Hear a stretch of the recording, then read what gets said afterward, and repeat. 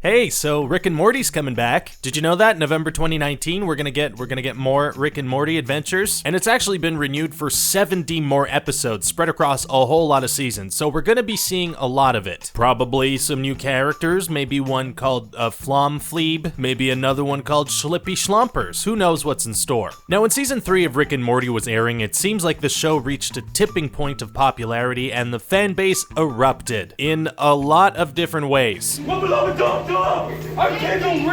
And hey, that sucked. I hated that, as I'm sure a lot of you did. I love Rick and Morty, and that sucked. You're giving all Rick and Morty fans a bad name. Please don't act like this. So today, as we approach the 4th season of the show, I thought I'd take a look at what it is about Rick and Morty that makes people connect with it so much. I mean, even an internationally popular show like Friends didn't have people flipping out like Rick and Morty has. Nobody ran into any fast food restaurant shouting Joey Tribbiani catchphrases. Hey, how you doing? I mean, a lot of people did get the Rachel haircut. I guess that is something. Now, to be fair, you have to have a very high IQ to understand Rick and Morty. The humor is extremely subtle, and without a solid grasp of theoretical physics, no, I'm just kidding. We're not gonna do that whole meme thing. So I think a big part of why people connect with the show and become obsessed with it is because of the show's co-creator Dan Harmon and something that he's obsessed with. See, Dan Harmon has an obsession with circles and with a man who passed away 32 years ago. That's right, some of the things that are the most influential to the Adult Swim show Rick and Morty are a simple closed geometric shape and a guy who just missed the release of Die Hard by like a year.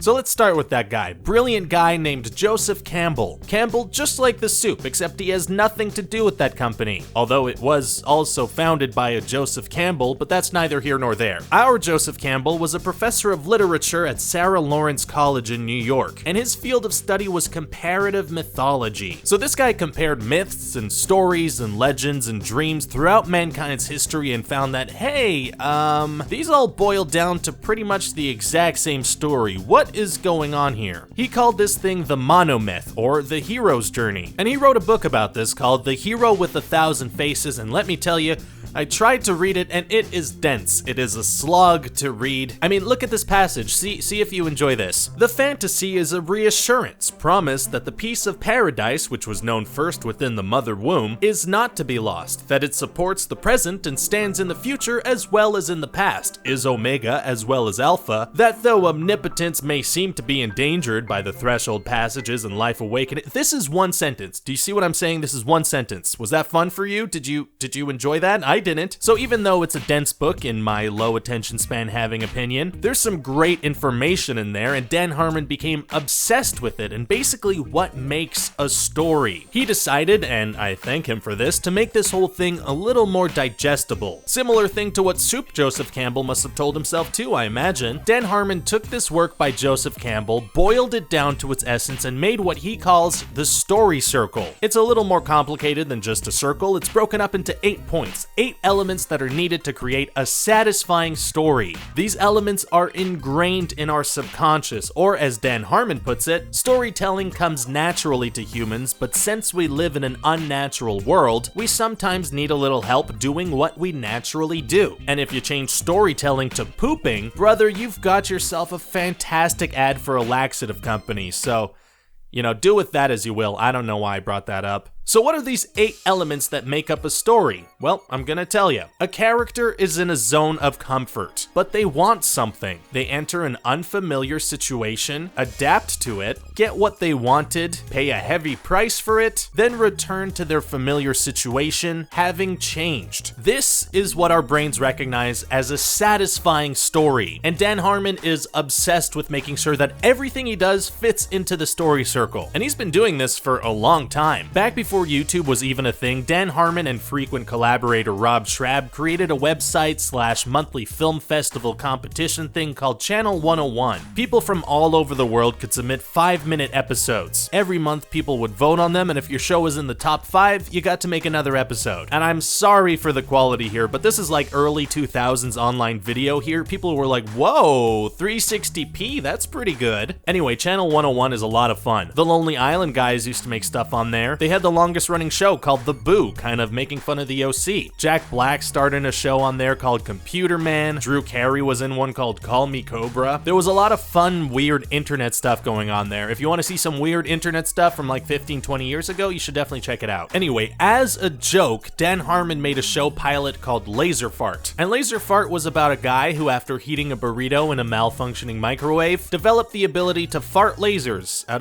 of his butt. That's where farts come from, that's where the lasers come from. The logic was sound. And Dan Harmon took this ridiculous concept and made sure it hit all the elements of the story circle. It even had a card at the end saying that Laser Fart was based on The Hero with 1,000 Faces by Joseph Campbell. And Laser Fart, which was a joke, actually became a big hit that people connected with, and it lasted 10 episodes, which is a long time on Channel 101. This story circle is something that he's brought with him throughout his career, and by sticking to it, it makes people connect with the stories he tells. Like Community. Community is a show that flirted with cancellation pretty much every single season it was on, but the people that were fans of the show were fans of the show. Like, they connected with this thing. So much so that when it finally was canceled by NBC, the reaction from fans convinced Yahoo Screen to pick it up for a final season. So the fact that Dan Harmon is one of the creative forces behind every single episode of Rick and Morty, making sure that they all fit into this method of storytelling that connects with humans in a way we're hardwired to respond to, that's a huge reason why people fall in love with Rick and Morty. Another reason why people fall in love with it is that it's,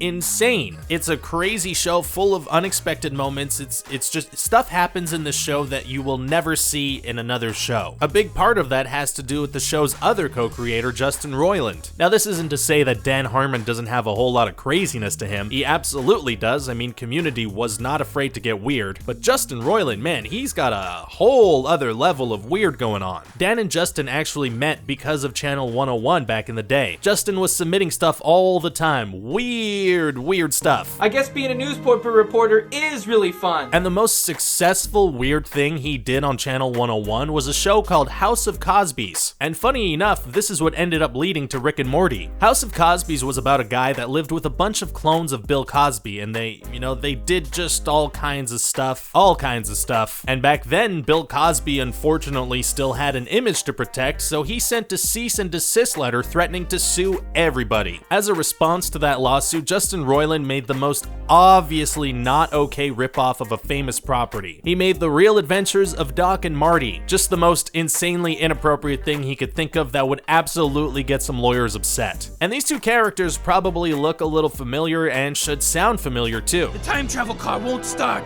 Oh no! What can we do? After that, Dan Harmon and Justin Roiland started working on stuff together. And when Adult Swim approached Dan Harmon about a show, he approached Justin Roiland, and they crafted Rick and Morty into something that really plays to both of their strengths. They've both said that the goal is to stay in front of the audience. And with the show they've set up, I mean with alternate dimensions and aliens and time travel, the limit is literally their imagination. And Justin Roiland has a weird one of those. They also leave enough space for improvised lines and hesitations, and they keep in flubbed readings. They've made it impossible to predict where a sentence is gonna go, let alone an entire episode. What does that mean for the audience? Well, it's constantly exciting. You never know what to expect. People enjoy being surprised, and this show has a whole lot of that. And speaking of things people love things that make them feel smart. There's a reason that The Big Bang Theory ran for 12 seasons. Hey, he said a science thing and I laughed. I must also be smart. There's definitely a lot of that going on in Rick and Morty's fanbase. Probably more so on the toxic side of the fanbase. Because the show's not afraid to dip its toes in science-sounding talk and broad strokes of philosophy and whatnot, a lot of people are like, this is a show for smart people. If you don't like this show, you are dumb, and you don't get it. But I do, because I'm smart. That's how you end up with posts like this. That's where that comes from. Vice actually did a quick interview with Dr. Pragya Agarwal, and she's an actual scientist, and so they asked her if she thinks people need a high level of science knowledge to be able to get Rick and Morty. She said, no, I don't think anyone needs a high level of scientific knowledge. It has many layers, and so for a non-scientific person, it's designed to be funny, and employs more standard science fiction references that would be familiar to anyone. Vice then asked, so you don't need to be a genius to understand any of the science references then? She said, quote, no, the point of the show is accessibility. Many of the scientific ideas are inaccurate and so not really based in science. But because a lot of these things things are about smart things, they do make people feel smart when they get the jokes. And they will get very protective about things that make them feel smart and be very loyal to them and sometimes become toxic. The big question that still needs to be answered is, can Dan Harmon and Justin Roiland keep this up for 70 more episodes? There have only been 31 so far. That is a tall order. It's tough for long-running shows to keep things fresh. They've already saved the world and the universe and reality a bunch of times. With the stakes having already been so high, it'll be interesting to see how they keep things, well, interesting. Thanks for watching that video, guys. I hope you enjoyed it. Are you looking forward to season 4 of Rick and Morty, or have the fans kind of ruined it for you? Do you think the show will be able to live up to the 31 episodes we've already seen? Let me know your thoughts in the comment section. Thanks again for watching, and check back soon for a new video.